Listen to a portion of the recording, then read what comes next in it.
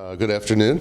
I've had a great experience here over the last 2 days and actually sometime last week getting to know better the Omaha community, community I've been familiar with since high school, really growing up about an hour outside of Omaha. Omaha Public Schools is doing a lot of things really, really well, and I can tell you that there's not a school here where I wouldn't happily send my 12-year-old son, who's an incoming 7th grader, just fair warning. What I will say is we're not without challenges. There are challenges being faced, I think exacerbated by the pandemic, that are being faced all over the country, not the least of which is an intense need for additional special education staff, for additional supports for our families who are economically uncertain, and I think, as always, in any district of this size, there can always be more work done to more tightly connect the community with, not just with the individual schools, but with the district, and to connect our individual schools with the central office in the school board. It's been a pleasure getting to meet a lot of the staff from around the district in a variety of different roles, and it would be certainly be a privilege to come join the team. As you see it right now, what's the biggest issue for OPS? I think it's staff recruitment and retention. Not to say that recruitment is a particular issue, because I can tell you that over my time in public education, which is over 30 years, we used to define, even as recently as 10 years ago, there were a few high school teaching positions that we could legitimately say were shortage positions. We're to the point now where elementary teachers are a shortage position. We are not, as an education community nationally, providing the environment that our young people want to enter the profession. And so a lot of work needs to be done. This isn't an OPS job. It's part of OPS's job and part of our collective power around the country as public schools to change the tone and to change the appeal of entering education as a profession, because that's not. I know it feels acute here, but it's no more acute here than it is in most other urban districts across the country. But I would say that's the #1 concern. And how would you address that? Well, I think there's a number of ways to address it. I think first and foremost, we need to make sure that how we're compensating staff is externally competitive and internally equitable. I think OPS does a good job with that. I haven't had an opportunity to dig into that real deeply. Secondly, I think we need to make sure that we are practicing what we preach, ensuring that administration in the district, regardless of employee type, is treating everyone respectfully, and that we're doing everything that we can, listening to our staff, to ensure that we're modifying conditions here in OPS as we can to make this a destination workplace for whatever the vocation. So if you work in transportation, if you're a bus driver, we want you to be a bus driver for OPS because that's the best place to be a bus driver. If you're a teacher, we want you to be a teacher for OPS because it's the best place to be a teacher. A number of different things that we need to do based on, depending on context, that we can do to make this a destination workplace for each position. But we need to take that role seriously and elevate the perceived professionalism of all the roles in OPS. And what's your vision for OPS? My vision for OPS would be to make OPS the choice district for all of eastern Nebraska. I know that there's a lot going on legislatively in Nebraska right now having to do with public and private schools and where public money goes. Omaha has a tremendous product here and choice beyond compare. Not just in Nebraska. You can go well beyond the walls of Nebraska to find a school, a district that compares with OPS in terms of quality offerings for students. But we need to make sure that everybody is well informed about those and well informed in time enough to take full advantage. So we need to drop the bar for when we start actively working with families and students on what their choices are, so that by the time they hit high school, they've made the choice to attend OPS and have found that program that strikes their passion and sets them up for success once they graduate. You were at Des Moines Public Schools school for a while, and then took a little bit of a break. How long do you plan on staying here in Omaha? Well, I want this, if I were fortunate enough to land this position, I want this to be my last superintendency. I think I have at least 10 good years left in me. And I know that systems-wide change, especially when you're talking about a system that's serving over 50,000 students, doesn't happen, experience success, and get integrated into the culture in 3 to 5 years. We're talking closer to 6 or 7 years before it becomes a culturally normed change. So that's where I get the most satisfaction in ensuring that I've changed the environment where we're serving students such that outcomes have genuinely become more equitable, despite all the challenges that we face along the way. So I have a family. I don't want to move my family more than once. I've been very fortunate and worked very hard to serve one district really well. Omaha has lots of similarities to Des Moines. I think a lot of the learning that took place in me personally over the last 10 years on how to execute an urban education is directly applicable to the context here in Omaha. So that's really what makes it appealing to me and where I'd want to stay long term. You mentioned there's a lot of great things about OPS. Do you have any specifics? Well, I haven't been in all the schools. Obviously, there's a lot of schools, but every single school I went in shared a few different characteristics. Number one, it felt good to walk into the buildings. There's a sense of calm, a sense of groundedness, if you will. Students of every description were easy to interact with, definitely engaged in what it is that they were working on in their classroom. And the number of staff that I met that have been in OPS for more than 2 or 3 decades was phenomenal.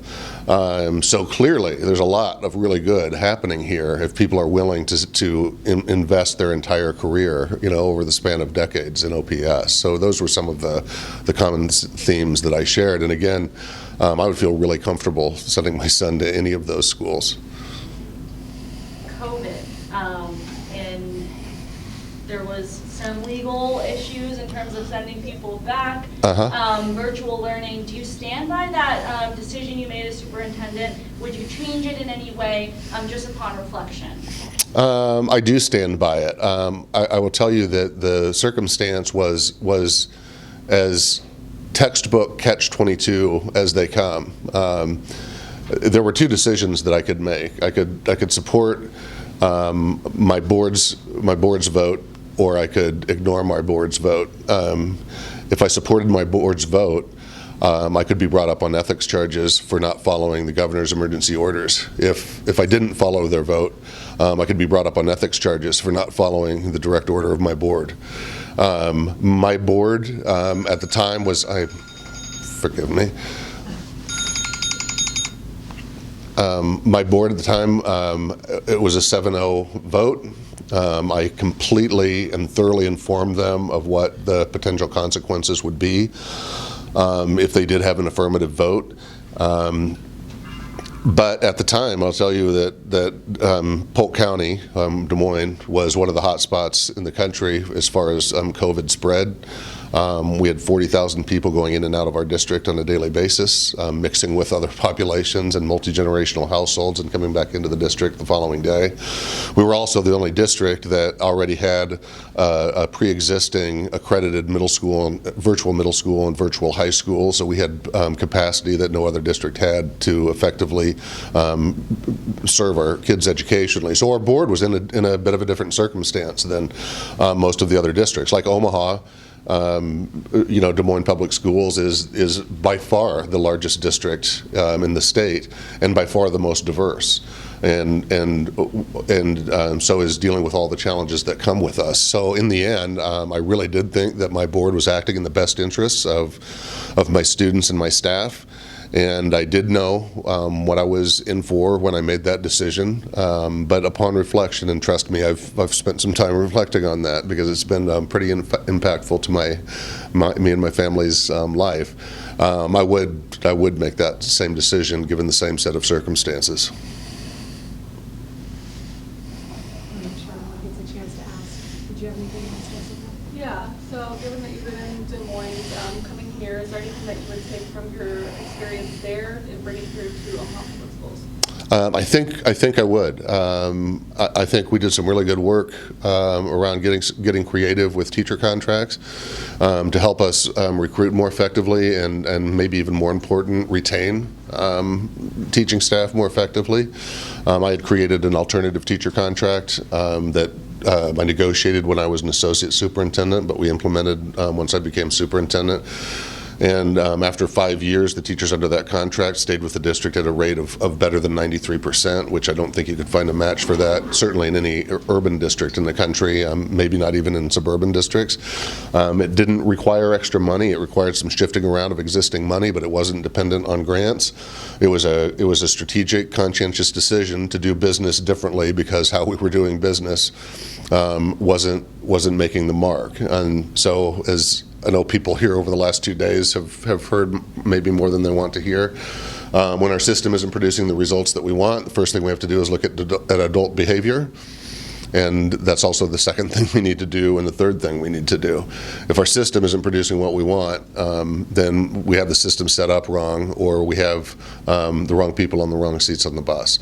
The kids deserve the education that is promised them. And it's our responsibility to do whatever it takes, even if that's unconventional and even if it looks risky at some points, to ensure that we deliver on the promise of a quality public education for all. Along those lines, how would you help increase graduation and test scores? Test scores, that would be a long, complicated question. There's many parts to that, but to focus on graduation rates, we need to get really specific about the reasons students aren't graduating. We had really good success in Des Moines in closing the graduation rate gap between our white students and our black students, and between our white students and our Latinx students. That was done primarily through gathering better data. We actually put volunteer teams together with school staff and visited the homes of every family who had a student that was credit deficient or was chronically absent.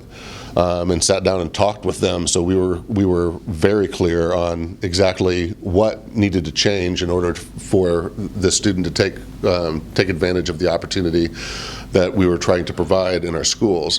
So that's one piece of it, not letting any child slip through the cracks in that regard. Another piece of it is ensuring that we have multiple avenues to graduate. Our students are in lots of different circumstances. A lot of our students find themselves in a situation where they have to work part-time or full-time to sustain themselves and to help sustain their families, and a typical school schedule is not going to work for them. We still have a system, we forget about, that was created hundreds of years ago and is based on an ag-based economy.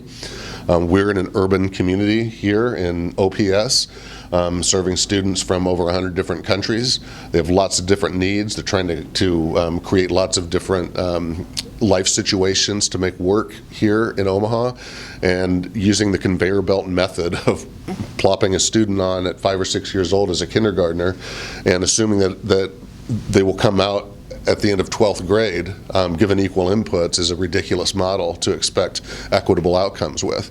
So we have to get working within the law. We need to get as creative as possible to provide flexible opportunities for students so that they can legitimately stay engaged and graduate close to on time and prepared for the workforce or for additional educational opportunities. And then additionally, how would you work to specifically bring special education teachers to the district? Yeah, good question. I have lots of questions about our special education program in OPS. That would be one of the first things that I really did a deep dive in. Again, I would make sure that the context that we're providing for OPS special education teachers was competitive with the environments that they're finding in other districts.